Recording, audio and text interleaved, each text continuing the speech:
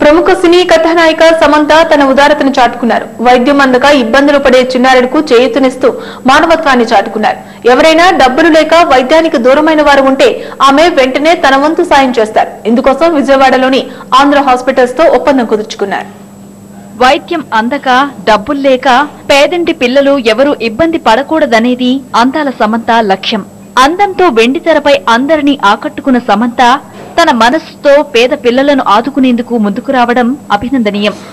సమంత ఆలోచనలకు విజయవాడ నగరంలోని ఆంధ్ర హాస్పిటల్స్ యాజమాన్యం కూడా చేయూత ఇచ్చేందుకు ముందుకు వచ్చింది.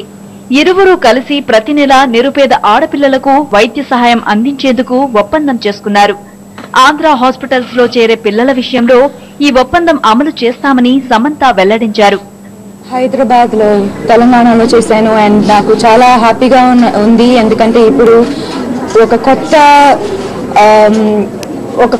టైప్, ఒక కొత్త partnership with very very reputed and ఈ రోజు నేను 1 hour, I think 1 hour, more than 1 hour spend చేశాను ఈ హాస్పిటల్లో.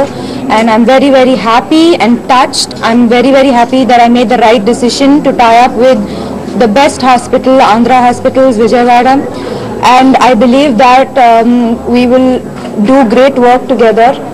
And I think that Andhru, if everybody can be aware, we can help only that much, but preventive measures, awareness programs are the meet chetlo undi, press chetlo undi. It's very very important. Prevention is always better than cure.